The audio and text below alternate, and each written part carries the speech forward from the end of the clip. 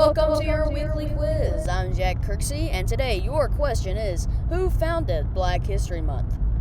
Is it A, Martin Luther King Jr., B, Thurgood Marshall, C, Carter G. Woodson, or D, Barack Obama? The correct answer is C, Carter G. Woodson. We'll find out more with Nylah. Black History Month was founded in 1915 by historian Carter G. Woodson. Carter was a co-founder of the ASALH. In 1926, the group declared the second week of February Black History Week. This week was chosen because it includes the birthdays of both Frederick Douglass and Abraham Lincoln. In 1976, President Gerald Ford announced that Black History Week would extend into an entire month. This would, quote, honor the too often neglected accomplishments of Black Americans in every area of endeavor throughout our history. One interesting fact is that the United States is not the only country which celebrates African American heritage. Other countries which celebrate include Canada, the UK, Germany, and the Netherlands.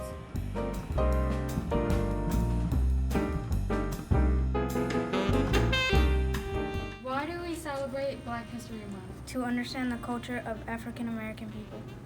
Why do you think it's important to celebrate Black History Month? To understand the culture and to understand the people who did stuff in the civil rights movement. To celebrate a religion that appeared a long time ago and it has been here for a long time.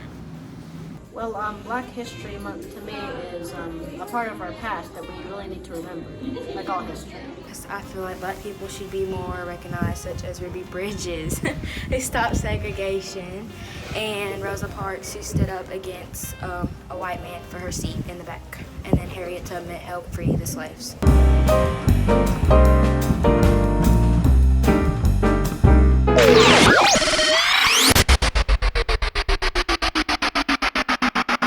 On February 7th, the British invasion launched with the Beatles' arrival in the U.S. The musical British invasion began when the Beatles were landed in New York City on this day in 1964. And 2 nights later, as Beatlemania stormed America, they performed on the Ed Sullivan Show, which was watched by 73 million viewers.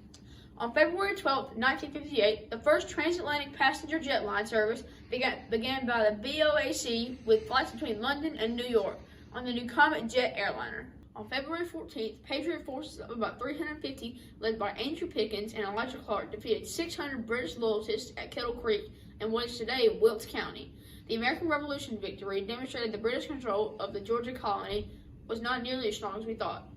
On February 8th, Mary, Queen of Scots, rival of Queen Elizabeth I of England, was beheaded this day in 1587 of Fotheringay Castle. Her execution, a chilling scene, redeemed by the great personal dignity in which she met her fate. The Gullah Geechee peoples of coastal Georgia are descendants of enslaved Africans from plantations along the low Atlantic coast.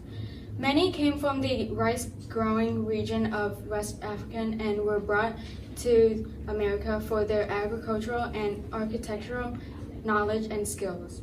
The enslaved Africans were isolated on the sea island. This isolation enabled them to create and maintain a unique culture steeped in remnants of Africa.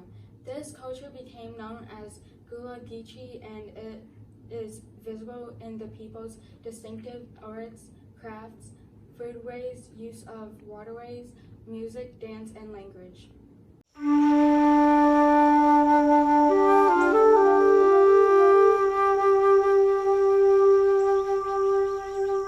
How can you know where you're going if you don't know where you come from?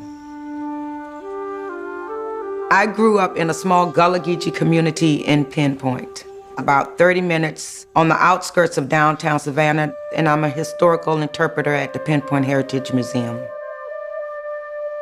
I see myself as the voice of our ancestors who were not allowed to tell their story.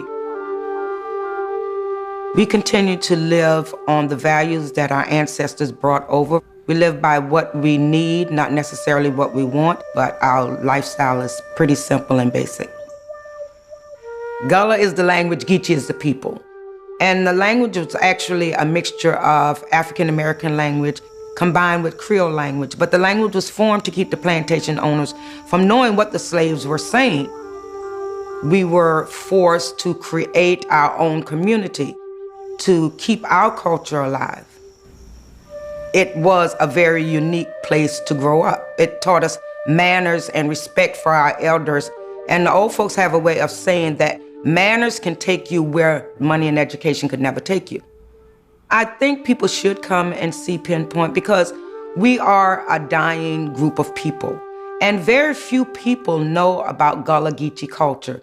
We are the beginning and we will be the end.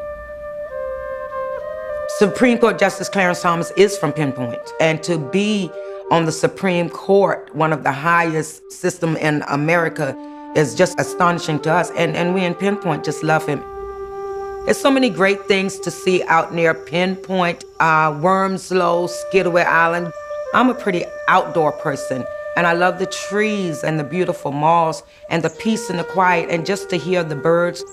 Butterbean Beach is my favorite place to go. It's quiet, and the trees are beautiful, the shaded area. So you can kind of lay back on the white sandy beach and kind of read a book or go for a swim. When you go into Wormslow, once you enter that driveway, you kind of feel the energy, you feel the spirit. And you get to walk the nature trails and visit some of the old ruins that they have there. They even have replicas of tabbies, which to me is very fascinating because tabbies were built by our ancestors. I do encourage people to come out of Savannah. If you like the simple things in life, the clean, fresh air, the friendliness, the great seafood. My name is Gail Smith. This is my Savannah.